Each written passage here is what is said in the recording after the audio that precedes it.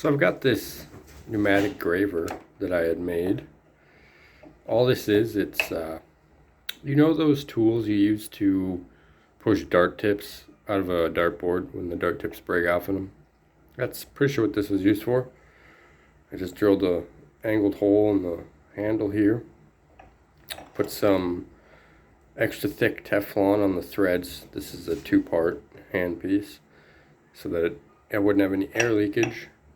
I made this tip right here, which protrudes down to about right here, and I just cut some holes in it. And for the longest time it would work, but when you wanted to go fast with it, it would bind up and it wouldn't hammer at the material very well. So using a push graver usually made the process easier, which typically isn't the way it works. Usually the push graver is harder. But the other day, last week, I was thinking about it and I kind of looked at it differently. And I was thinking, well, maybe it's not getting bound up because the piston is too small, because there's a piston in here that has a spring, and the air, instead of just pushing air, it pushes and then pulls. And it's just a 12-volt compressor that you'd use for like your car tires.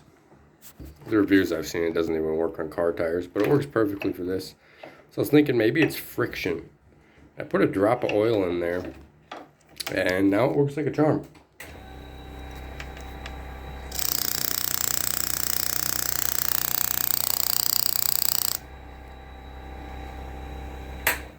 This setup cost me, I don't know, like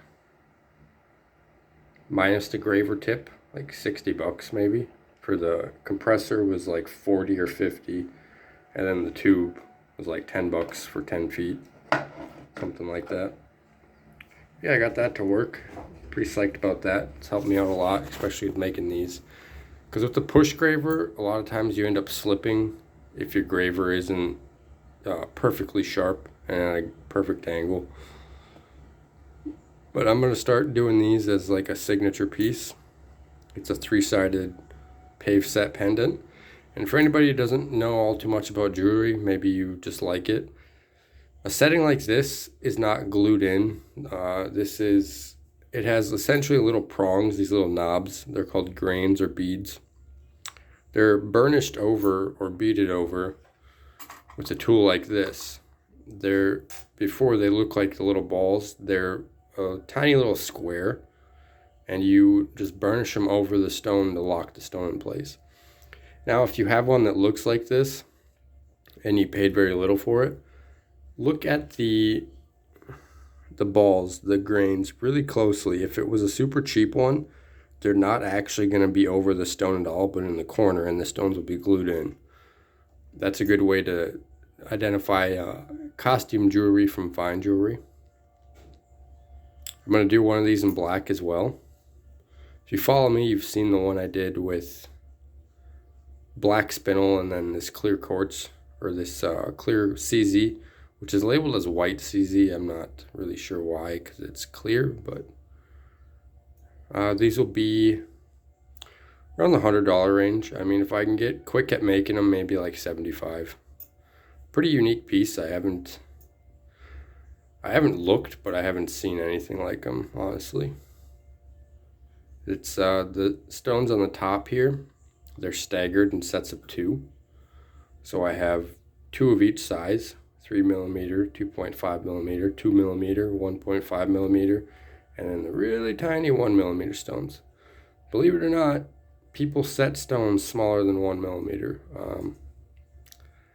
It's about as small as I can go without a microscope, and those can get pretty expensive.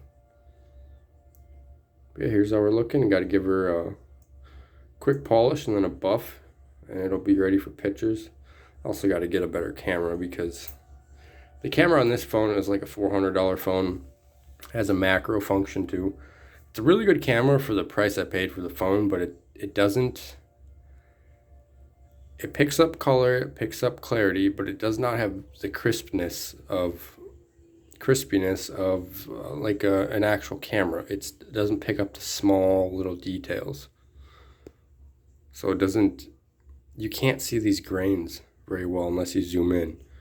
And on the picture setting on my camera, I'm taking pictures, I can't zoom in with the pictures. I don't know why, but I can recording. So there are the grains. I see a few of them I could go over with a graver and clean up some of the sides. These settings are pretty tricky though. You have to get every hole pretty much the exact same depth. Otherwise you'll get what happened right here with this stone at the tip of my fingernail. It seats lower than the rest, and you really have to pound those grains in, otherwise the stone's going to want to fall out. I had 2 or 3 of them that were like that on the sides. So that's a thing I got to work out. And then I got to be more careful with my graver. As you can see right there, I took a little nick out. But that's all stuff that you can't see from a regular point of view.